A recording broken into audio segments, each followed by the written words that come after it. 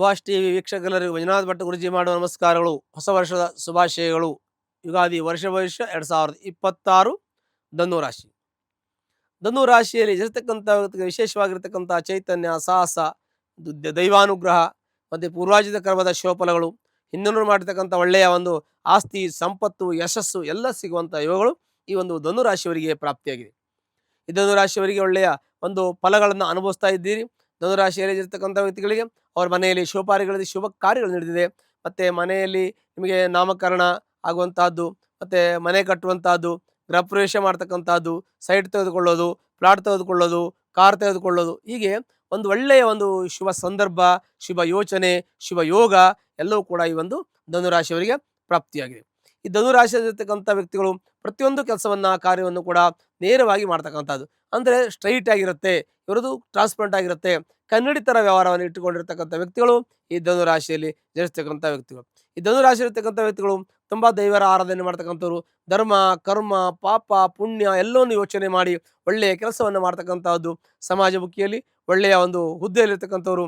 ಸಮಾಜದಲ್ಲಿ ಇವರನ್ನು ಗುರುತಿಸಿ ಒಳ್ಳೆಯ ಸ್ಥಾನಮಾನ, ಗೌರವವನ್ನು ಕರೆದುಕೊಡ್ತಾರೆ.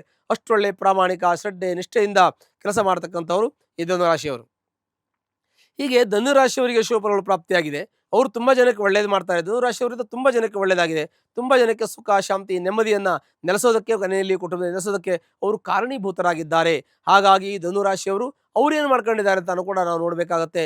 ಅವರು ಯಾವುದೇ ಒಂದು ಆಸೆ ಇಲ್ಲದೆ, ಯಾವುದೇ ಆಕಾಂಕ್ಷೆ ಇಲ್ಲದೆ, ಅವರು ಯಾವುದೇ ಒಂದು ಸ್ವಾರ್ಥ ಇಲ್ಲದೆ ನಿಸ್ವಾರ್ಥ ಮನಸ್ಸಿನಿಂದ ಅವರು ಸಮಾಜ ಸೇವೆಯನ್ನು ಮಾಡಿದ್ದಾರೆ. 100 ಜನಕ್ಕೆ ಒಳ್ಳೇದು ಮಾಡಿದ್ದಾರೆ. ಅವರು ಏನನ್ನೂ ಬಯಸಲಿಲ್ಲ, ಏನನ್ನೂ ಸ್ವಾರ್ಥವನ್ನು ಯೋಚನೆ ಮಾಡಲಿಲ್ಲ, ಯಾವುದೂ ಚಿಂತನೆಯನ್ನು ನನಗೆ ಸಿಗುತ್ತೆ ಅಂತ ಯೋಚನೆ ಮಾಡಲಿಲ್ಲ. ಅವರು ಒಳ್ಳೆ ಮನಸ್ಸಿಂದ ಒಳ್ಳೆ ಕೆಲಸವನ್ನು ಮಾಡಿದ್ದಾರೆ. ಹಾಗಾಗಿ ಅವ್ರಿಗೆ ಯಾವತ್ತೂ ಕೂಡ ಅವ್ರ ಬೆನ್ನಿಗೆ, ಅವ್ರ ಹಿಂದೆ ಮುಂದೆ ದೇವರ ರಕ್ಷಣೆ ಇರುತ್ತೆ ಈ ಒಂದು ಧನುರಾಶಿಯವರಿಗೆ. ಧನುರಾಶಿಯವರಿಗೆ ದೈವಾನುಗ್ರಹ ಇರೋದ್ರಿಂದ ಅವ್ರಿಗೆ ಯಾವ ಸಮಸ್ಯೆಗಳು ಬಂದರೂ ಕೂಡ, ಯಾವುದೇ ಒಂದು ಸಮಸ್ಯೆ ಬಂದರೆ ಅದು ನೀರಿನಂತೆ ಕರಗಿ ಹೋಗ್ತದೆ, ಮಂಜಿನಂತೆ ಕರಗಿ ಹೋಗ್ತದೆ. ಅದೇನು ನಿಲ್ಲೋದಿಲ್ಲ, ಅದು ಹೋಗ್ತದೆ. ಹಾಗಾಗಿ ಅದನ್ನು ಹೋಗಿಸೋದಕ್ಕೆ ಆ ಭಗವಂತ ಅವರಿಗೆ ಒಳ್ಳೆಯ ಶಕ್ತಿಯನ್ನು ಕೊಟ್ಟಿದ್ದಾನೆ, ಚಿಂತನೆಯನ್ನು ಕೊಟ್ಟಿದ್ದಾನೆ, ಒಳ್ಳೆಯ ಆತ್ಮಬಲವನ್ನು, ಮನಸ್ಸಿನ ಸ್ಥೈರ್ಯತೆಯನ್ನು ಮತ್ತು ಅವ್ರಿಗೆ ನೈಸರ್ಗಿಕವಾಗಿರ್ತಕ್ಕಂಥ ಒಂದು ಸೇವೆ ಮಾಡುವಂಥ ಶಕ್ತಿಯನ್ನು ಮತ್ತು ಸಮಾಜದಲ್ಲಿ ಒಳ್ಳೆಯ ಒಂದು ಅವರಿಗೆ ಸ್ಥಾನಮಾನವನ್ನು ಭಗವಂತನ ದೈವಾನುಗ್ರಹದಿಂದ ಅವರಿಗೆ ಪ್ರಾಪ್ತಿಯಾಗಿದೆ. ಕೆಲವೊಂದಷ್ಟು ನಾವು ಪ್ರಯತ್ನ ಪಟ್ಟರೂ ಸಿಗೋದಿಲ್ಲ, ಕೆಲ ಬೇಡ ಅಂದರೂ ಬರುತ್ತೆ. ಹೇಗೆ ಪೂರ್ವಜನ್ಮ ಕೃತಂ ಪಾಪಂ, ಪಾಪ ಇದ್ದರೆ ಕೃತಂ ಪಾಪಂ ವ್ಯಾಧಿ ರೂಪೇಣ ಅಂತ ಕಷ್ಟದ ರೂಪದಲ್ಲಿ ಬರುತ್ತೆ. ಜನ್ಮಾಂತರದ ಪುಣ್ಯದ ಫಲ ಇದ್ದರೆ ಸುಖದ ರೂಪದಲ್ಲಿ ಬರುತ್ತೆ. ಹಾಗಾಗಿ ಗುರುವಿನ ಪೂರ್ಣಾನುಗ್ರಹಕ್ಕೆ ಪಾತ್ರರಾಗಿದ್ದಾರೆ. ಹಾಗಾಗಿ ಅವರಿಗೆ ಪೂರ್ತಿ ಫಲ ಸಿಗತ್ತೆ, ಪೂರ್ಣ ಫಲ ಸಿಗತ್ತೆ. ಈ ಧನು ರಾಶಿಯಲ್ಲಿ ಕೆಲಸ ಮಾಡ್ತಕ್ಕಂಥವ್ರು ಯಾರು ವೃತ್ತಿಪರರಾಗಿದ್ದಾರೆ, ಅಂದರೆ ಜಾಬ್ ಮಾಡ್ತಕ್ಕಂಥವ್ರು, ಇಂಜಿನಿಯರ್ ಇರಲಿ, ಡಾಕ್ಟರ್ ಇರಲಿ, ಯಾರೇ ಇರಲಿ, ವೃತ್ತಿಯಲ್ಲಿದ್ದರೆ ಅವರಿಗೆ ಯಶಸ್ಸಿದೆ, ಕೀರ್ತಿ ಇದೆ, ಮತ್ತು ಆರ್ಥಿಕವಾಗಿ ಅವರು ಸಂಕಷ್ಟದಿಂದ ಪಾರಾಗ್ತಾರೆ. ದುಡ್ಡಿನ ಕಷ್ಟ ಇದ್ದರೆ ಅದಕ್ಕೆ ಪರಿಹಾರ ಆಗುತ್ತೆ, ಮತ್ತು ಪರಿಹಾರ ಆಗ್ತಾ ಇದೆ. ಆ ನಂತರದಲ್ಲಿ ನಿಮಗೆ ಕೆಲಸ ಹುಡುಕ್ತಾ ಇದ್ದರೆ ಕೆಲಸ ಸಿಗುತ್ತೆ, ಕೆಲಸ ಬಿಡೋದಿದ್ದರೆ ಬಿಟ್ಟರೆ ಬೇರೆ ಸಿಗುತ್ತೆ, ಪ್ರಮೋಷನ್ ಸಿಗುತ್ತೆ, ಹಣಕಾಸು ಬರಬೇಕಾದ್ದು ಬರುತ್ತೆ, ನೀವು ಕೊಡಬೇಕಾದ್ದು ಕೊಡ್ಬೋದು, ಪಿತ್ರಾರ್ಥ ಆಸ್ತಿ ಸಿಗುವಂಥ ಯೋಗವು ಕೂಡ ಈ ಒಂದು ಧನುರಾಶಿಯವರಿಗಿರುತ್ತೆ. ಹಾಗಾಗಿ ಧನುರಾಶಿಯವರಿಗೆ ಒಳ್ಳೆ ಫಲ ಅನುಭವಿಸುವಂಥ ಯೋಗ ಇರುತ್ತೆ. ಇಂಥ ಧನುರಾಶಿಯವರಿಗೆ ಯಾವುದೇ ರೀತಿಯ ತೊಂದರೆ ತೊಡಕುಗಳು ಬಂದರೆ ಅದನ್ನು ಪರಿಹಾರ ಮಾಡಿಕೊಳ್ಳುವಂಥ ಯೋಗವು ಕೂಡ ಅದು ಅವರಿಗಿರುತ್ತೆ. ಕುಟುಂಬದಲ್ಲಿ ಸುಖ, ಶಾಂತಿ, ನೆಮ್ಮದಿಯಿಂದ ಇರತಕ್ಕಂಥ ಯೋಗ ಇರುತ್ತೆ. ದಾಂಪತ್ಯದಲ್ಲಿ ಸಣ್ಣ ಪುಟ್ಟ ಕಲಹ, ಮನಸ್ತಾಪ, ಅಸಮಾಧಾನ ಇದೆ, ಅದು ಕೋರ್ಟು ಕಚೇರಿ ಏನು ಬೇಕಾಗಲ್ಲ, ಕುಳಿತುಕೊಂಡು ಮಾತಾಡಿ ಸರಿ ಹೋಗುತ್ತೆ. ಇಲ್ಲ ಅಂದರೆ ನಿಮ್ಮಿಬ್ಬರ ಜಾತಕವನ್ನು ಪರಿಶೀಲನೆ ಮಾಡ್ಕೊಳ್ಳಿ, ಅಲ್ಲಿ ನಿಮಗೆ ಸರಿಯಾಗಿರ್ತಕ್ಕಂಥ ಮಾರ್ಗದರ್ಶನ ಕೂಡ ಸಿಗತ್ತೆ. ಆನಂತರದಲ್ಲಿ ನಿಮಗೆ ಇನ್ನೊಂದು ವಿಶೇಷವಾಗಿ ಮಕ್ಕಳು ವಿದ್ಯಾಭ್ಯಾಸ, ಮಕ್ಕಳು ಬಹಳ ಮುಖ್ಯವಾಗಿರ್ತಕ್ಕಂಥವ್ರು. ಅವರು ನಮ್ಮ ಮುಂದಿನ ಒಂದು ಜೀವನಕ್ಕೆ ನಾವು ಅವರಿಗೆಲ್ಲ ವ್ಯವಸ್ಥೆಯನ್ನು ಮಾಡಿಕೊಡ್ಬೇಕಾಗತ್ತೆ.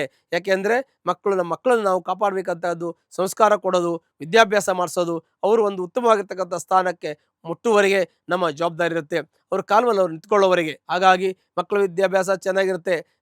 ಒಂದು ಮಕ್ಕಳಿಗೆ ಏನು ಸಮಸ್ಯೆ ಅಂತಂದರೆ, ಈ ಧನುರಾಶಿಯವರಿಗೆ ಮಕ್ಕಳಿಗೆ ಸ್ವಲ್ಪ ನೆನಪು ಶಕ್ತಿ ಕಮ್ಮಿ ಇರುತ್ತೆ.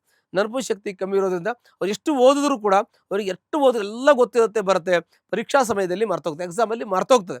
ಹಾಗಾಗಿ ಇವ್ರು 100ಕ್ಕೆ 100 ಮಾರ್ಕ್ಸ್ ತೊಗೊಳಕ್ಕೆ ಹೋದರೆ ಅಲ್ಲಿ ಬರೋದು 75-80 ಆಗುತ್ತೆ. ಹಾಗಾಗಿ ನೆನಪು ಶಕ್ತಿ ಸ್ವಲ್ಪ ಕಡಿಮೆ ಇದೆ.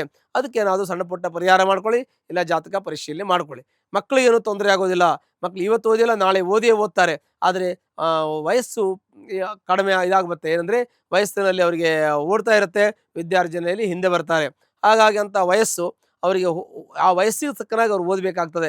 ಯಾಕೆ ಅಂದರೆ ಏಜು ಜಾಸ್ತಿ ಆಗ್ತಾ ಹೋದಂತೆ ನಾವು ಕೆಲವು ಬ್ಯಾಕ್ಲಾಗ್ಸ್ ಇರೋದು, ಹಿಂದೆ ಉಳ್ಕೊಳ್ಳೋದು, ಓದೋಕ್ಕಾಗದೇ ಇರೋದು, ಬ್ರೇಕ್ ಆಗೋದು, 1 ವರ್ಷ ಬಿಟ್ಟು ಮತ್ತೆ ಓದೋದು, ಈ ಥರ ಆಗಬಾರ್ದು. ನಾವು ಕಂಟಿನ್ಯೂಷನ್ ಓದ್ಕೊಂಡು ಹೋಗ್ಬೇಕಂತಂದರೆ ನಿಮಗೆ ಅದ್ರ ಬಗ್ಗೆ ಸ್ವಲ್ಪ ಗಮನವಹಿಸಬೇಕು, ಜಾಸ್ತಿ ಎಫರ್ಟ್ ಹಾಕಬೇಕು, ಜಾಸ್ತಿ ಪ್ರಯತ್ನ ಮಾಡಬೇಕು.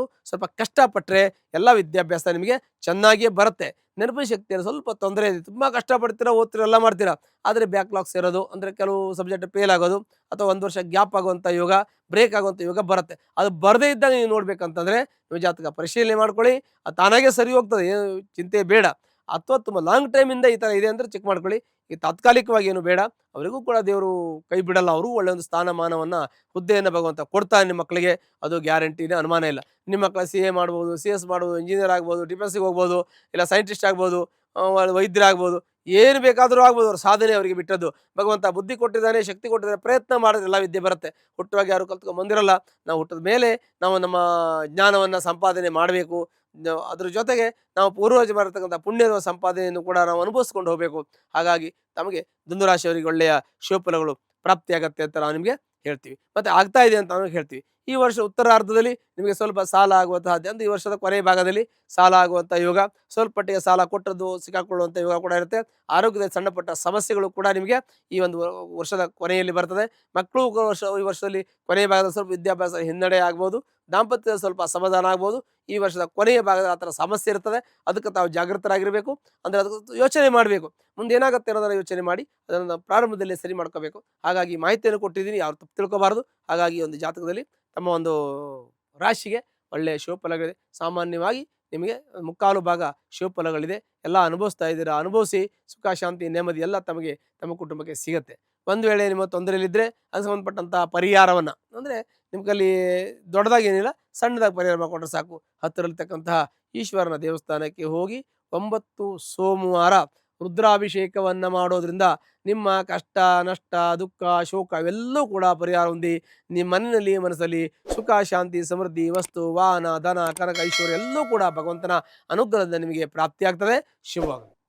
ಲೇಟೆಸ್ಟ್ ಹಾಗೂ ಇಂಟ್ರೆಸ್ಟಿಂಗ್ ಸುದ್ದಿಗಳಿಗಾಗಿ ಬಾಸ್ ಟಿವಿ ಕನ್ನಡ ಚಾನೆಲ್ನ ಸಬ್ಸ್ಕ್ರೈಬ್ ಮಾಡಿ. ಹಾಗೆಯೇ ಬೆಲ್ ಐಕಾನ್ ಪ್ರೆಸ್ ಮಾಡಿ. ಇದರ ಜೊತೆಗೆ ಫೇಸ್ಬುಕ್, ಇನ್ಸ್ಟಾಗ್ರಾಮ್, ಎಕ್ಸ್ನಲ್ಲೂ ಮಿಸ್ ಮಾಡದೆ ಫಾಲೋ ಮಾಡಿ.